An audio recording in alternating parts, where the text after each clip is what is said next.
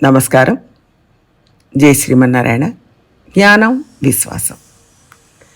ఆచార్యుల దగ్గర విద్య నేర్చుకుంటాం. నేర్చుకున్న దాన్ని పెద్దల దగ్గర విని దృఢపరుచుకుంటున్నాం. తర్వాత నమ్ముతున్నాం. అంటే నేర్చుకోవడం, దృఢపరుచుకోవడం, విశ్వసించడం. ఈ మూడు అభ్యసనలో మెట్లు. ఈ మూడు నేర్చుకున్న తర్వాత దాన్ని ఆచరించడానికి ఆసక్తి కలుగుతుంది. ఒక విషయం తెలుసుకోగానే దాన్ని ఆచరించరు. దాని గురించి స్పష్టత ఏర్పరచుకోవాలి. తర్వాత నమ్మకం కలగాలి. అప్పుడు మాత్రమే ఆచరిస్తారు. అంటే తెలుసుకోవడం, స్పష్టత, నమ్మకం, ఈ మూడు వచ్చాకే ఆ పనిని ఆచరించగలుగుతారు. ఈ విషయం గురించి వ్యాఖ్యాతలు రాసేటప్పుడు వినడం ఎందుకు, నేర్చుకోవడం ఎందుకు అని విడివిడిగా చెప్తూ ఉంటారు. ఒకరి దగ్గర నేర్చుకుంటాం లేదా పుస్తకంలో చదివి తెలుసుకుంటాం.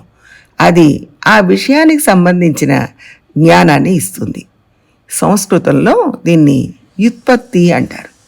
దాన్ని చర్చించి అర్థం చేసుకోవాలి. నేర్చుకోవడం వలన మాత్రమే నమ్మకం, విశ్వాసం ఏర్పడవు. తర్వాత స్థాయికి వెళ్ళాలి. కొంతమంది నేర్చుకున్న వాళ్ళు, దాన్ని బాగా అధ్యయనం చేసిన వాళ్ళు, చింతన చేసి ఆచరించి ఆ విషయంలో కాస్త పండిపోయి ఉంటారు. వాళ్ళు ఉపదేశిస్తారు. అలాంటి వారి ఉపదేశాలు మనం వినాలి. అప్పుడు మనం చదివిన విషయాలలో మనకు ఒక నమ్మకం, దృఢత్వం ఏర్పడుతుంది. కాబట్టి నేర్చుకున్నాక తప్పక పెద్దల శ్రీ సూక్తులను వినాలి. నేర్చుకోవడం వల్ల కేవలం వ్యుత్పత్తి జ్ఞానం ఏర్పడుతుంది. వినడం వల్ల ఆ విషయం మీద నమ్మకం ఏర్పడుతుంది. అందుకే ప్రాచీన కాలం నుంచి కూడా ఉపదేశాలు, ఉపన్యాసాలు, కథలు చెప్పడం, అలాగే కాలక్షేపం చెప్పడం, కవితలు చెప్పడం, ఇలాంటివన్నీ ఏర్పాటు చేశారు. రామాయణం పుస్తకంలో ఉంది. రామాయణం అనే గ్రంథం మనకు దొరుకుతుంది.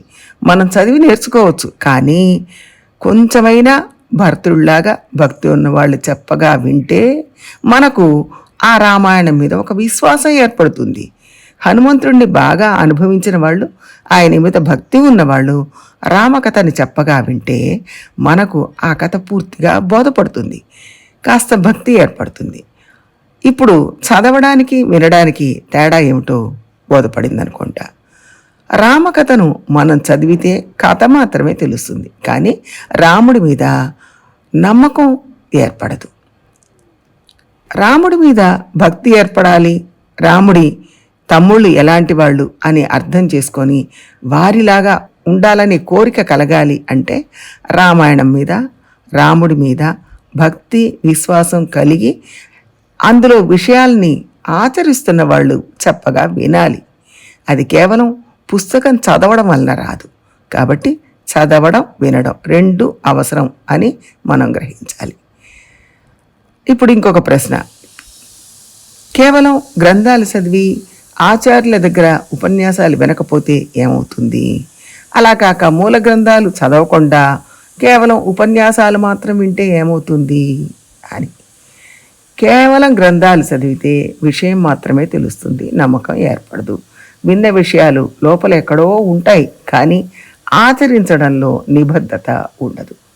పెద్దల అనుభవంతో కూడిన ఉపన్యాసం మాత్రమే విని గ్రంథాలు చదవకపోతే నమ్మకం పూర్తిగా ఉంటుంది, కానీ దానికి సంబంధించిన జ్ఞానం ఉండదు. వినికిడి జ్ఞానం అంటుంటారు.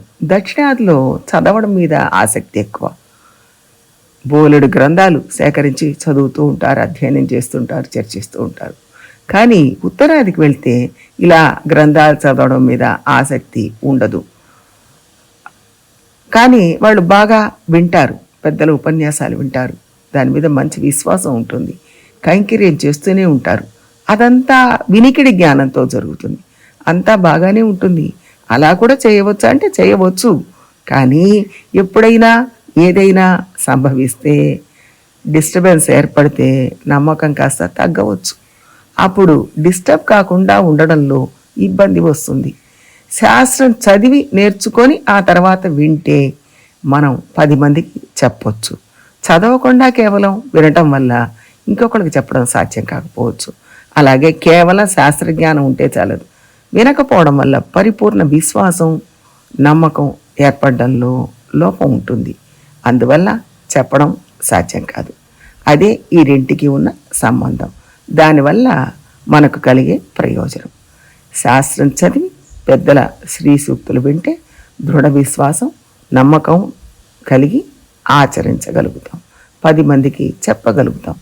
రోజు కనీసం ఒక అరగంట అయినా వినాలి, 1 గంట అయినా చదవాలి.